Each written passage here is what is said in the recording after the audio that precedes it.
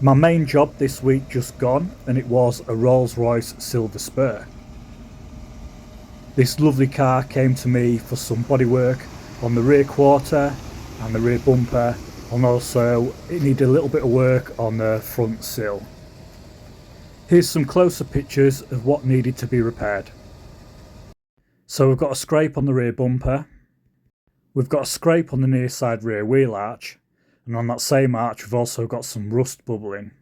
So that's all that needs to be repaired. Let's jump forwards and see how it's coming on. So I've got the repairs in primer now on this car. There was some rust down here, damage on there, obviously a scrape through there, so I've got away with this scrape. I've managed to sand it all out. I've masked off that silver chrome because it doesn't want to come off. If I try and take that off, I can guarantee that it's going to break. The way where it's fastened on, the fasteners are just going to break. It's not like modern stuff with things are clipped on. It's all nuts and bolts. Everything's nuts and bolts. So yeah, damage there. That's repaired. A bit of rust there, repaired. So it's just to prep up and paint now. So some of the products I used is I used some JB Weld for the little hole. So by the time I ground that rust out, there was a little hole there. Not worth getting the welder out for. It'd have been more trouble than what it was worth starting welding it.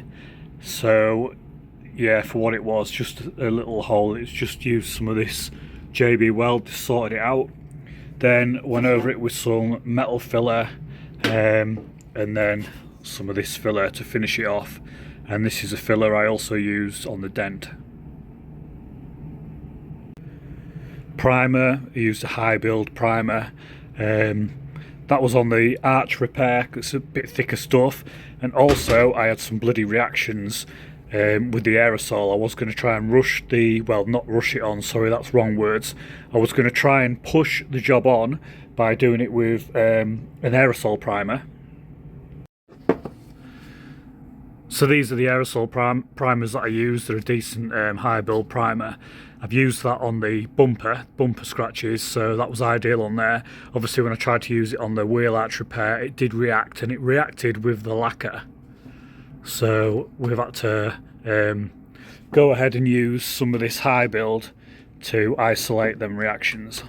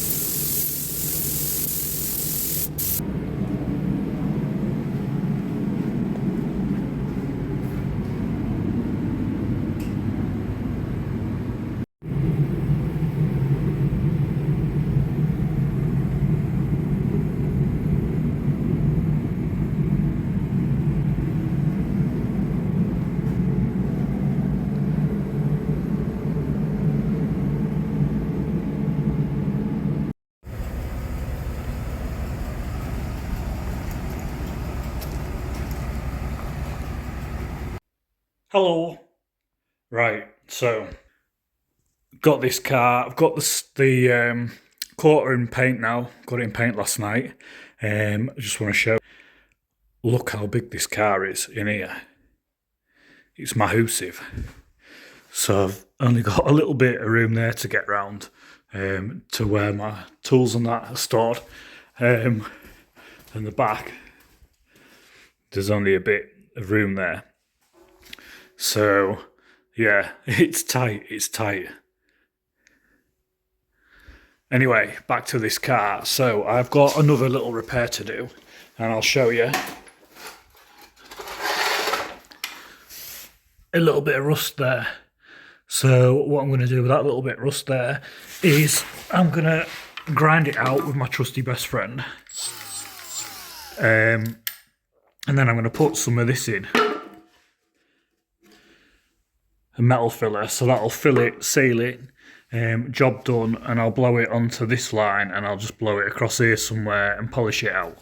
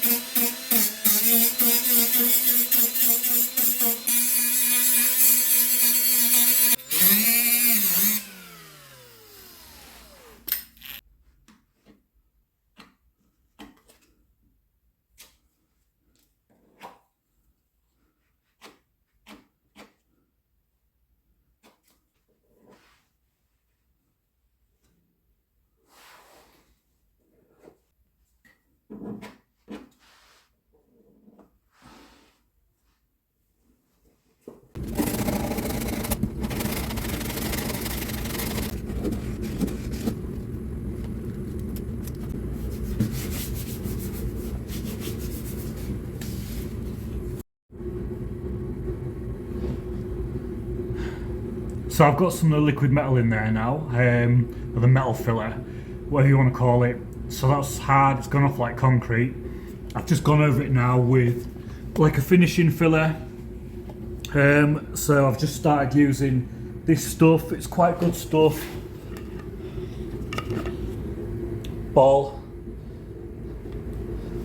So that's what that is. Been using that for a couple of weeks now. It's nice, smooth, hard filler.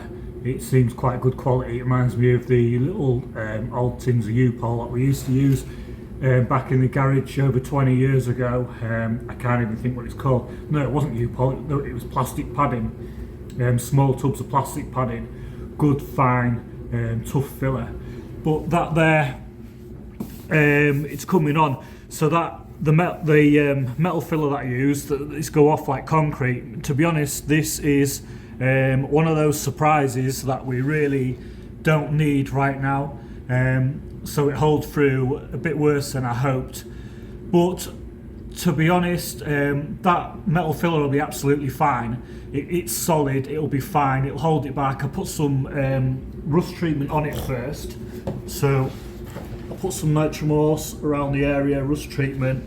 The thing is, so if I'd have gone and welded this up here, what would have happened, if I can try and show you, what would have happened is it would have burnt all up this wing, and we'd be into the wing and we'd probably be blending the wing along that top line so we can't tell it's been painted, and it's going to turn into a massive job. This chrome trim would probably have to have come off. Well, yeah, it probably will most definitely have to come off, because working around this would be just a nightmare. So yeah, we'd have to cut a piece out, weld a piece in, and it would just have been a massive job compared to what we've got here now. So it's not really structural, it's almost just the bottom of the wing really. It's just the sill comes forwards and you can get your hand behind. There's something behind there.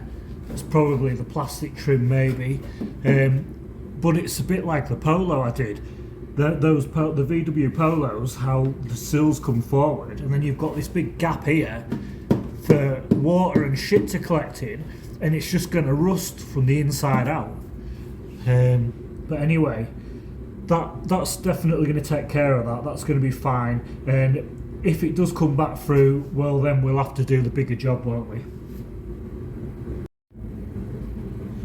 So I'm going to continue to rub that down and get it into primer, but before I do that I'm just going to show you a little trick.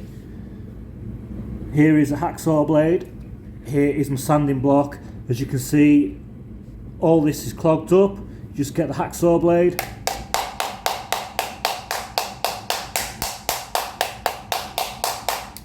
and that declogs it. So you do that in between rubbing down and it'll make your sandpaper go a lot further. Right, we're masked off again and we're ready to get some paint on. Paint's in the gun. We're going to be using the LS400, same gun I used last night. Absolutely magnificent gun. Left the paint in it last night because I knew I was going to be doing this morning. Anyway, let's get some paint on this car.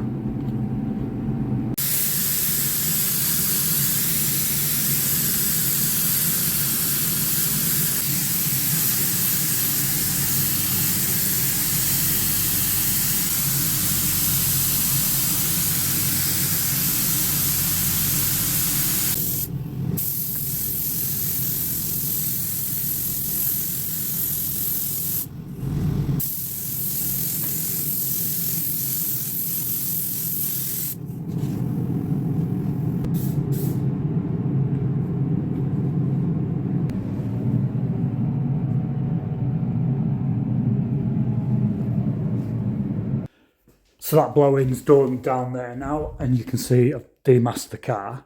So I've got another job to do round here. Come round here, follow me round here, get down this side. So this line where I blew it in, can you see? A hard line on there. So I've got that to wet flat off and then polish up. And I'm going to polish a bit on this side. I could almost leave it really. I don't know what to do. Sometimes you can polish stuff and I don't know, you can see the swirl marks in. Takes a bit to go off. Black's a nightmare to polish up. It does, like paint takes quite a while to go off properly, so it doesn't harden off properly for a while. Yeah, anyway, I'll get rid of that hard line here and then see what it looks like. That is all polished up and the trim's back on. You see them chromes are back on. So all I've got to do is clean this down, get this out, clean it down tomorrow, and the customer can take it. It can go, get weighed in. And then I'll be back on with the TY80 bits. So there's a tank there. I'll be back on with that tomorrow. And I've got, just turn this camera around. And I've got a bumper to do for a young lad that works at a local garage off his Seat. I've got to get that bumper done. So yeah, early finish tonight. I'm going to go in the house now, get some tea. I've got a nice juicy steak in the house there. Mrs. has gone out, so I'm going to cook myself this juicy steak. And then I've got the front room to sort out because she's trashed the front room all for one day. She's put the tree up.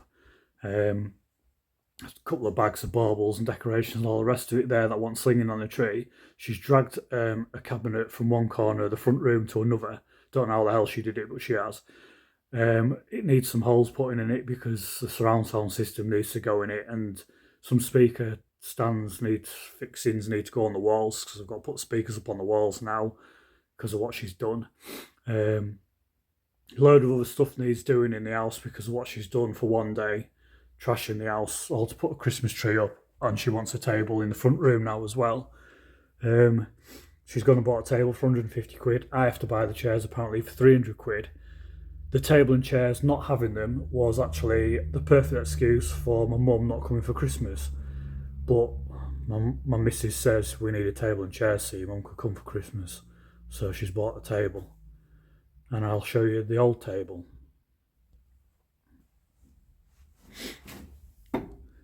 This is the old table. It was in the place where this new table's going to go. Again, we bought it for Christmas. And if I remember rightly, it was my mother to come for Christmas. And we didn't use it after, so my missus decided she wanted it out of the house, did what she normally does, just puts things in the garden. And then these things that she puts in the garden, they just disappear. Well, more like I end up doing something with them or taking them to the tip. So as you can see, I did something with this table here, and it's coming very useful as a mixing bench in the paint shop. I wonder where the new table's going to go. Anyway, enough jibber jabber. Tomorrow I'm going to come in, I'm going to get the car out, I'm going to clean it down, take it down the road, have a walk around it, we'll have a look at it, and then that's it, job done. get weighed in. On to the next project.